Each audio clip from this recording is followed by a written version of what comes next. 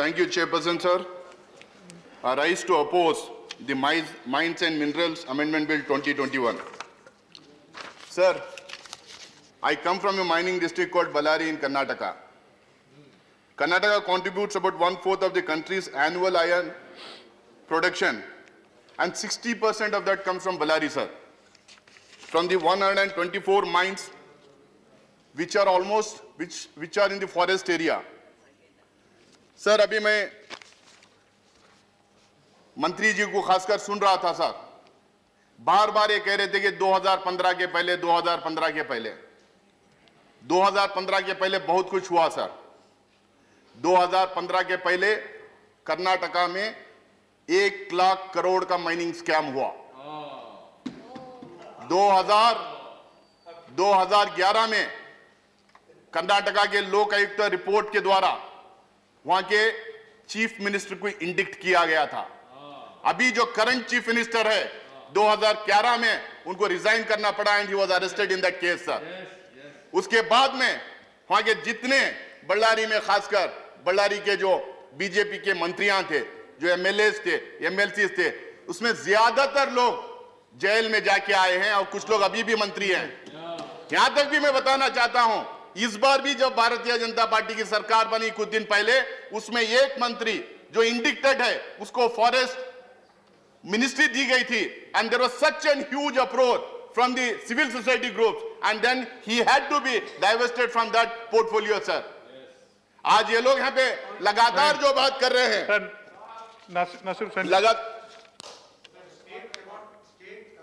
कौन सा rule which rule? चलिए यू के जस्ट carry on. सर यहां तक सर राज्य तो इतना टाइम भी देना चाहिए सर हमको। सर यहां तक सर यहां तक वो जो रिपोर्ट आई थी, जो लोकायुक्त रिपोर्ट आई थी, इनके जो हम दो हमारे दो में से एक, वो भी इंडिक्ट उसमें हुए थे, अडानी एंटरप्राइजेस सर। मैं बार-बार इसलिए लगाना, ये बार-बार इसलिए मैं ये बात ला रहा हूं। बेटर होगा बिल पे रख रहे हैं आप, राज्य के विषय नहीं, बिल पर आपसे नहीं, बिल पर ही आ रहा हूं सर। बिल का हिस्सा है ये क्यों बिल का हिस्सा है सर? माइनिंग है, बिल का हिस्सा है sir. Sir, the House would remember that the Supreme Court had to set up and had to step in and ban mining on the basis of a report by the Central Empowered Committee. Sir, I would like to emphasize that in 2011 story, it was not the mining mafia, it was not the political class, but the people of Ballari and the environment which was suffering, sir. Yes. And once again, through this bill, the losers of unfettered mining operations would be the people and the environment, which the big corporate players would leech of the precious resources and capitalize on them, sir. Yes, yes. Sir, the bill opens more mining sites to private players, including reallocating current public sector owner sites to private players, basically trying to benefit the mining barons in this country, sir. Sir, ये जितनी बार इसमें मुझे ये समझ में नहीं आ रहा कि इतनी बार अमेंडमेंट क्यों ला रहे हैं। 2015 में, 2016 में, 2020 में, 2021 में, मुझे ये समझ में नहीं आता क्या ये मिनिस्ट्री केपेबल नहीं है कि एक बार अमेंडमेंट लाके सारा डिस्कशन करवा के उसमें अमेंडमेंट करवा दिए। मेरे परसों जो चिदम्बरम साहब जो बजट पे रिएक्शन दे रहे थे, उनकी एक बात मुझे याद आती है, the most important thing about this government is the incompetence, and because of the incompetence that this economy of our country which was one of the fastest growing economy during the UPA time, is now one of the fastest declining economy in the world, sir. ये बार-बार जो लेके आ रहे हैं, इसके पीछे आखिर कौन सी लॉबी है? आखिर कौन इनको बार-बार जो है फोर्स कर रहे हैं कि हर साल हर 6 महीने में, हर साल में अमेंडमेंट लेके आए? अभी हमारे मंत्री कह रहे थे 2015 के पहले चिट्ठी आती है और माइनिंग ब्लॉक दिया जाता है।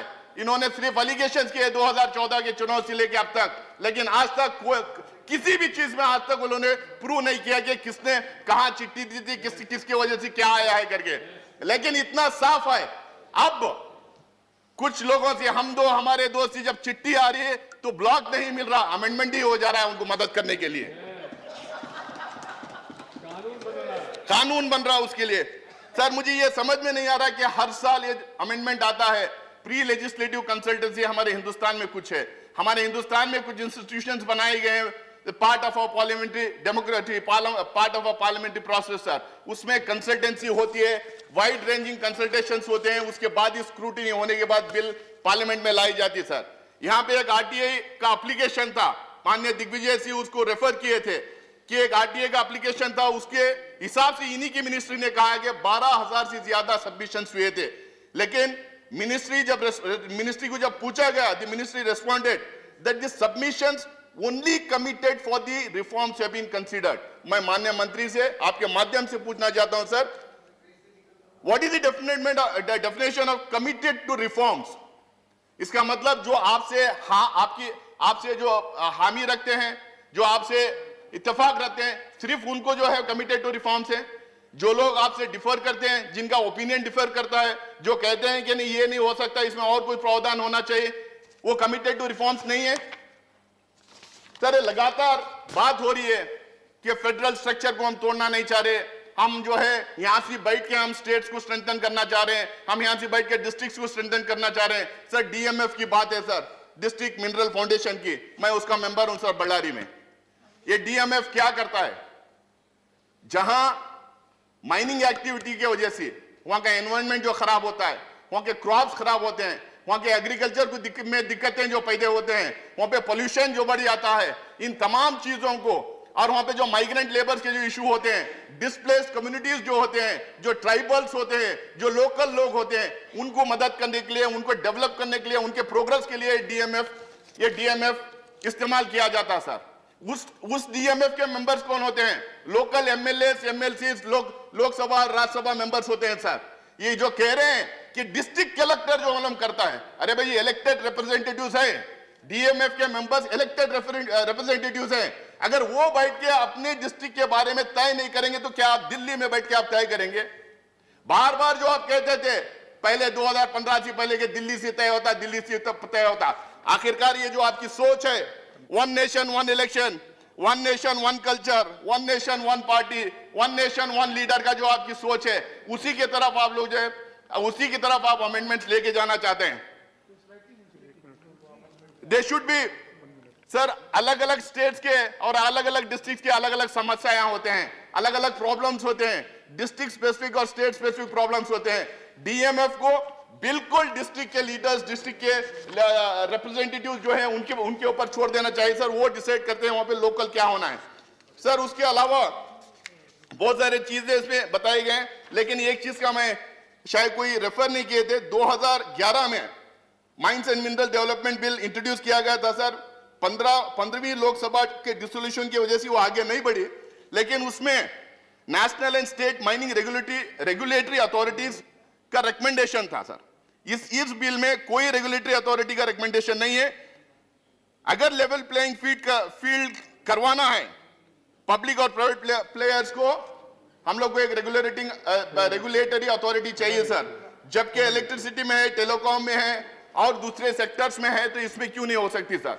इससे मुझे लगता है कि ज्यादा ट्रांसपेरेंसी भी होगी, इससे फायदा भी होगा सर। कैप्टिव माइनिंग की बात हुई है, पहले ये बोला गया था कि एंड यूसेज जिसका है सिर्फ उनको माइन दिया जाएगा, उसके बाद में 25% उनको सेल करने का उनको आजादी दी गई।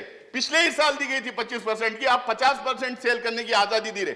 आखिरकार ये कौन है ये लॉबी, किसके वजह से ये जो है अमेंडमेंट ला रहे हैं और इस तरीके का छूट दिया जा रहा है? मेरा कहना यह है सर, सिर्फ कुछ लोगों को बेचने की आजादी नहीं देना चाहिए। हिंदुस्तान में ट्रांसपेरेंसी होना चाहिए। हर तमाम लोग जो इस फील्ड में आना चाहते हैं, ट्रांसपेरेंट भी करो और इसको ओपन भी कर दो, ताकि जो है और लोगों को लेवल प्लेइंग फील्ड इसमें मिल जाए सर। उसके अलावा एक मिनट सर, इसमें ऑक्शन की बात की गई है sir. only the state can be the owner of the mine sir, only the state can be the owner of the land sir, only they have the right to auction sir. The center cannot interfere in that, and this is particularly being done to help few crony capitalists. Thank you. We have been continuously saying, they are again saying this sir. और finally sir एक चीज मैं याद दिलाना चाहता हूं sir, 1973 में इंदिरा गांधी जी ने नेशनलाइज करके कोल इंडिया लिमिटेड बनाया था सर। उसके बाद ही डिसिप्लिन आया था।